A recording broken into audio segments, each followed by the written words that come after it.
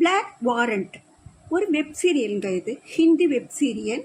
இது இந்த ரங்கா பில்லான்ற ஒரு 2 கைதிகள் இருந்தாங்கல்ல, அதை பேஸ் பண்ணி எடுத்தது. அதுக்கு இன்டர்வியூ கொடுத்துட்ருக்கிறது நம்ம கதாநாயகன் சுனில். இதில் பிளாக் வாரண்ட்றது திகார் சிறையை காமிக்கிறாங்க. சிறையில் ஒரு இவர் சுனில் ரொம்ப ரொம்ப ரொம்ப அதாவது ஜெயிலில் வாரண்ட் இதுவாக ஒரு ஆஃபீஸராக போகிறவங்க நல்ல பாடி பில்டராக இருக்கணும். அவங்களெல்லாம் அதுவும் ஆண் கைதிகள் எல்லாம் தாக்கிறதுக்கு நல்ல ஒரு ஸ்டேமினா இருக்கணும். எதுவுமே இல்லாமல் அவர் ரொம்ப நோஞ்சானா இருக்கிறாரு. உள்ளே போகும்போது அவர் அந்த ஆஃபீஸர் இன்டர்வியூ பண்ணுறவர், வேண்டாம் நீங்கள் 3 பேர் போகிறாங்க, ஒருத்தர் சிங்கு, இன்னொரு இவர், அவங்க எல்லாருமே நல்லா இருக்கிறாங்க, இவன் தான் ரொம்ப ஒரு மாதிரியாக இருக்கிறான், இவனை வேண்டாம் நீ போகாத அப்படின்னு சொல்கிறாரு. அப்போ அங்கேருந்து இன்னொருத்தன் அவனை கூப்பிட்டு அவனுக்கு சீல் வாங்கி கொடுத்துறான். அவனும் அந்த ஜெயிலில் இருக்கிறவன் தான். உள்ளே போயிடுறான். உள்ளே போன உடனே உன்னை யார் உள்ளே அனுப்புனது அப்படின்ட்டு அங்கே அவங்களுக்கு பெரிய பெரிய ஆஃபீஸர் ஒருத்தர் இருக்கிறாரு. அவர் கேட்குறாரு, என் பேர் சுனில் அப்படின்றான். சரி, நீங்கள் 3 பேரும் ஒரு டீம், அந்த 3 பேர் வந்தாங்க பாரு, இந்த மாதிரி இந்த ஜெயிலுக்கு யாருமே வர மாட்டேங்கிறாங்க, ஏன்னா 1000 பேர் 1300 பேர் இருக்கிற ஜெயிலு, எல்லாருமே கொலை செய்துட்டு எல்லாருமே ஒன்றா அடைச்சி வச்சிட்ருக்காங்க. அந்த ஜெயிலுக்கு யாரும் வரமாட்டேங்கிறாங்க, ஆஃபீஸர்ஸாக அல்லது அந்த ஜெயிலை பார்த்துக்கிறதுக்கு வார்டன்ஸாக அப்படின்னு சொல்கிறாங்க. சரி, நீங்கள் எப்படி சமாளிக்கிறீங்கன்னு பார்க்கலான்ட்டு அவர் கூட்டின்னு போகிறார். அந்த ஆஃபீஸர் கூட்டிகிட்டு போகிறாரு. அங்கே போன உடனே அங்கே ஒரே சண்டையாக இருக்குது. அங்கே ஒரு பாம்பு, ஒருத்தன் கையில் ஒரு பாம்பு துண்டு இருக்குது, இன்னொருத்த கையில் ஒரு பாம்பு துண்டு இருக்குது. பாம்பு அங்கே இருக்கிற பாம்பு வெட்டினா அவங்களுக்கு 15 நாள் ஜெயிலில் இருந்து 15 நாள் முன்னாண்ட விடுதலை பண்ணிவிடுவாங்க. அதுக்காக நான் தான் வெட்டினேன் பயங்கர சண்டை நடக்குது. அப்போ இவன் சொல்கிறான், சுனில் சொல்கிறான், யாரோ ஒருத்தர் தான் வெட்டியிருக்கணும். அது தெரியாதா? அது தெரியும், எனக்கு யாருன்றது கண்டுபிடி அப்படின்னு சொல்லிட்டு, அதுதான் உன்னுடைய வேலை அப்படின்னு சொல்லிடுறான். இவன் போய் அவங்ககிட்ட கேட்குறான், உன் பேர் என்னன்னா, நான் பிட் பாக்கெட்காக வந்தேன்றான் ஒருத்தன். அவனை அதுக்குள்ளே அந்த ஆள் பயங்கரமாக இருக்கிறான். அவன் இன்னொரு பாம்பு துண்டு வச்சுருக்கவன், அவனை கத்தியில் குத்திடுறான். அந்த கத்திக்கு ரத்தம் இவன் மேலே, சுனில் மேலே பட்டுடுது. அவன் வரான். இதெல்லாம் அப்போது அங்கே ஜெயிலில் ஜெயிலர்ஸ் மட்டும் பார்த்துக்கிற திகார் சிறை கிடையாது.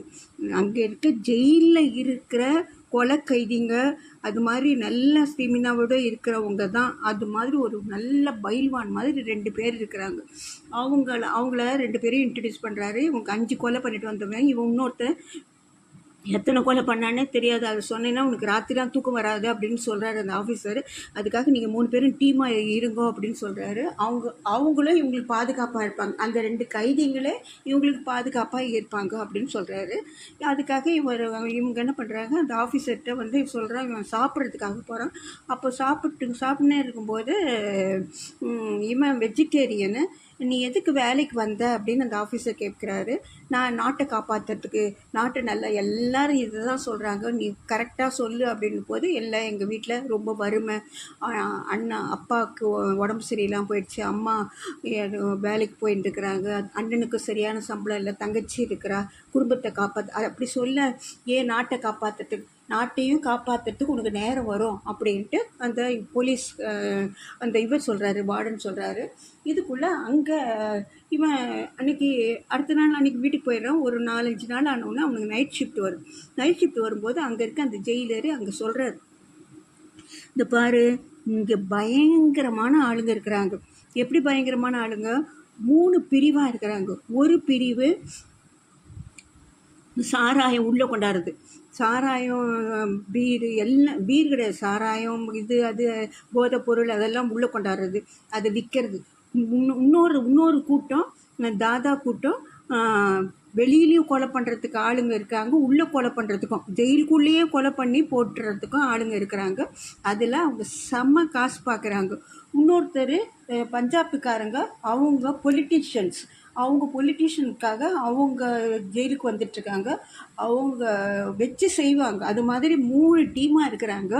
அதுக்காக இங்கே பணமோ சாப்பாடோ அல்லது கஞ்சாவோ அல்லது தண்ணியோ அல்லது எதுவுமே குறைச்சல் இருக்காது. எல்லாமே சைலண்ட்டாக நடக்கும். அதில் ஜெயில் வார்டர் இவர் இருக்கார் பாருங்க, இந்த ஆஃபீஸர் சொன்னேன், அவருக்கும் நிறைய கிடைக்கும். நிறைய கத்தையாக பணம் கிடைக்குது. அவர் மூலமாக தானே இது உள்ளே வர முடியும், வருது. இது இவன் என்ன பண்ணுறான், அந்த இவனுக்கு ரொம்ப ரொம்ப இதுவாகிடுது. அவனுக்கு யூனிஃபார்ம்லாம் கொடுத்துட்றாங்க, யூனிஃபார்ம்லாம் தைக்க கொடுக்குறாங்க. தச்சு வந்துட்ட உடனே அப்போது இவனை சொல்கிறான், அதை பாரு, நீ நல்ல ஸ்மார்ட்டாக இருக்கணும், இப்படிலாம் நீ இருந்தீன்னா உன்னை போட்டு மிதிச்சிடுவாங்க அப்படின்னு ஜெயில் வார்டன் சொல்கிறாரு. இல்லை, நான் இருப்பேன், என்னால் முடியும் அப்படின்னு சொல்கிறான். அவங்க வீட்டுக்கு போனவுடனே அவங்க அம்மா எல்லாம் எப்பட்றா அப்படின்னு சொல்கிறாங்க. நான் சமாளிச்சுப்பேம்மா அப்படின்னு சொல்லிட்டு வரான். அப்போ இந்த இந்த இவங்க அன்னைக்கு இவர் கமிஷனர் வந்துடுறாரு. கமிஷனர் வராரு அப்படின்னோடனே அதாவது கமிஷனர்ன்றதில் அந்த இவர் அந்த அமைச்சர் இந்த ஜெயிலுக்கெல்லாம் ஒரு அமைச்சர் இருப்பாங்கல்ல, இதெல்லாம் பார்த்துக்கிற அமைச்சர், அந்த அமைச்சர் வராரு. அவர் டெல்லி திகாச்சரியர் தானே, அந்த அமைச்சர் வராரு அப்படின்னும் போது எல்லாரும் ஒரே அலர்ட் ஆகிடுறாங்க. திடீர்னு வராங்க. இவன் என்ன பண்ணுறான், சுனில் அந்த ஆஃபீஸருக்கு ஃபோன் பண்ணி சொல்கிறான், அவனுக்கு ஒரு பெண் குழந்தை இருக்குது, நீங்கள் எப்போ ஒரு நாள் வரீங்க டேடி, நீங்கள் என்னை வெளியில் கூட்டின்னு போனீங்கன்னா நான் அம்மாவோட போயிடுவேன் அப்படி சொல்கிறேன். இவன் ஃபோன் பண்ணுறான், அவன் எடுக்கிறதில்ல. அவன் அந்த பொண்ணை வெளியில் கூட்டிகிட்டு போயிடுறான். ஆனால் திடீர்னு இந்த முதல்ல அமைச்சர் வந்துடுறார். வந்த உடனே இவன் ரொம்ப ஸ்மார்ட்டாக எப்படி இருந்தாலும் இவனுடைய பேர் வெளியில் போயிடுச்சு. ஏன்னா இந்த பாம்பு கதை, அந்த இவன் ஸ்மார்ட்டாக நடந்துக்கிறது, இந்த கைதிகளெலாம் அடக்கிறது, கொஞ்சம் அடக்கலாம் இவனால் முடியாது, அந்த லெவலுக்கெல்லாம் அவன் போகல. ஆனாலும் பத்திரிக்கையில் வந்துட்டுருக்குது இவன் பேர்.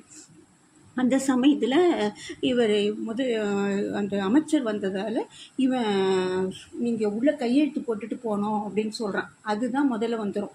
கையெழுத்து போட்டுட்டு போனோம்னு சொல்லும்போது அவருக்கு ஒரு மாதிரி ஆகிடும். என்னது, அவர் அமைச்சர்கிட்டயே நீ கையெழுத்து கேட்பியா அப்படின்னு. யாராக இருந்தாலும் அதான ரூல்ஸு, அவன் கரெக்டாக தான் சொல்கிறான் அப்படின்ட்டு அவர் கையெழுத்து போட்டு உள்ளே போகிறாரு.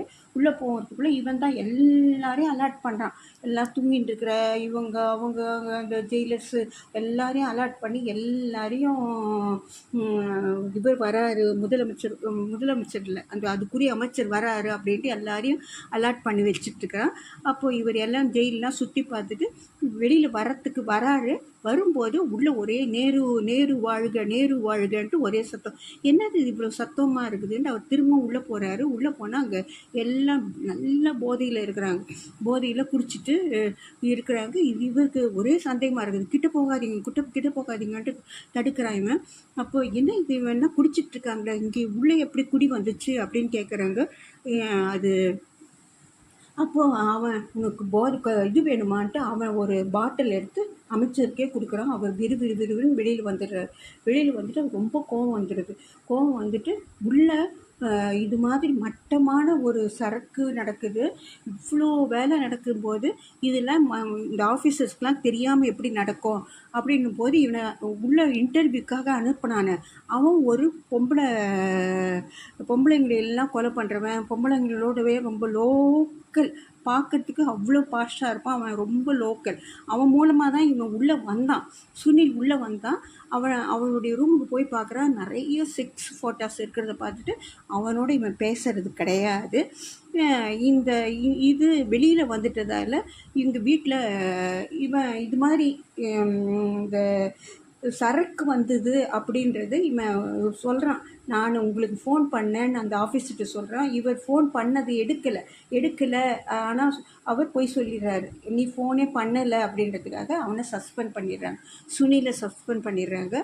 சுனில் வீட்டுக்கு வரான். ஆனால் அவன் தங்கச்சி அவங்க அம்மா எல்லாம் ரொம்ப சந்தோஷப்படுறாங்க. ஏன்னா நீ அமைச்சர்கிட்டயே பேசிட்ட, அமைச்சர்கிட்டயே நீ வாதாடிட்ட, நீ போதுண்டா, நீ நேர்மையான ஒரு போலீஸ்காரர், கண்டிப்பாக உன்னை கூப்பிடுவாங்க அப்படின்ட்டு அவங்க சொல்கிறாங்க. இது முதல் எபிசோட். நாளைக்கு இதோடைய 2வது எபிசோட் சொல்கிறேன். ப்ளீஸ் தயவுசெய்து சப்ஸ்கிரைப் பண்ணுங்கள், கேளுங்க ப்ளீஸுங்க.